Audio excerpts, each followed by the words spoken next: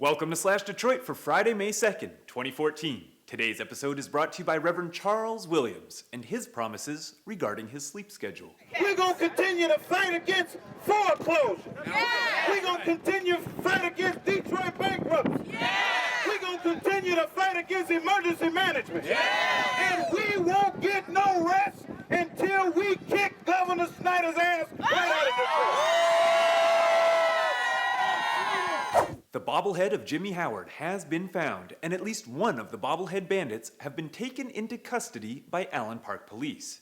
After the giant head went missing from Campus Martius last week, police received tips that it made an appearance at a party and that people were taking pictures while wearing it. The head was dumped in a field, but will now be returned to its rightful owner, Fox Sports Detroit. If you have parking tickets 3 years or older, now is the time to get them paid. Now through May 16th, there will be a 30% amnesty on old tickets. The reduction comes as Detroit prepares to hike the cost of tickets, fix broken meters, and toughen collection efforts with license plate holds, impoundment, and hits to your credit report. Time is running short for the Maroon family to block the new international trade crossing. At a hearing in Washington, Matthew Maroon of the Ambassador Bridge pleaded with a judge to block the U.S. Coast Guard from issuing the Canadian-financed project a navigational permit. This is the end of the race, Maroon said. If they can get all their approvals, and this is the final one, they've won. In his final argument before the judge, Maroon had this to say. Fuck Canada! Good news, Eastsiders. Parkway Foods has opened in its newer, bigger, better location at Jefferson and St. John Avenue. The established Detroit grocer is now in the former Farmer Jack, which was rather dingy and unappealing, but has now been given a major facelift. So fresh and so clean, clean. Parkway Foods is about twice the size of the Whole Foods in Midtown and has all the staples and fresh produce one could want. Congressman John Conyers may not have enough valid petition signatures to get on the ballot. His opponent, Reverend Horace Sheffield, is challenging Conyers' petitions. 2 of his signature collectors don't appear to be registered voters in Michigan. 2 of them appear to have been registered after their petitions were already turned in, and a bunch of the signatures collected weren't from residents of the 13th Congressional District.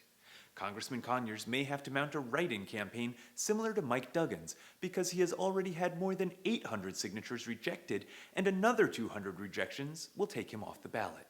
The New York Times teamed up with Facebook to determine which baseball teams have the most support in each American zip code.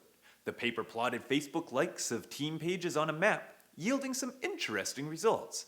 In Detroit, after all the calculations were run, the results are in, and we like the Tigers. Most of the state also prefers our Motor City Kitties, and our reach also extends out past Toledo.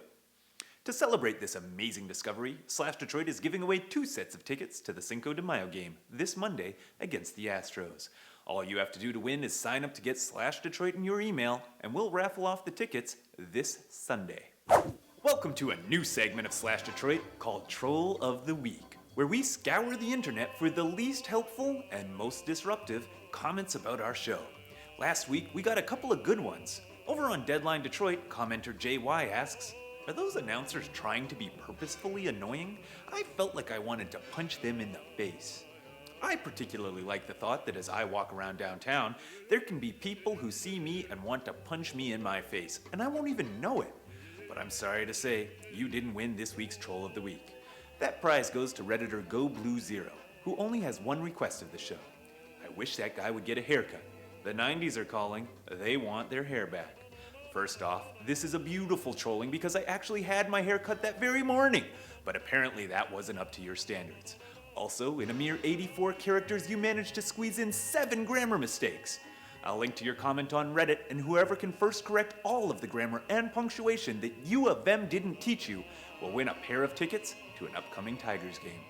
On Wednesday, the city's first dog park opened its gates and let all of its 2- and 4-legged supporters in. The project was successfully funded by Kickstarter before PetSmart stepped in to help with additional funding. We ran down to get some footage, and we'll be releasing a small video of the action soon. For now, if you'd like to check out the park, just head over to the old train station and listen for happy barking. Well, the party was nice, the party was pumping.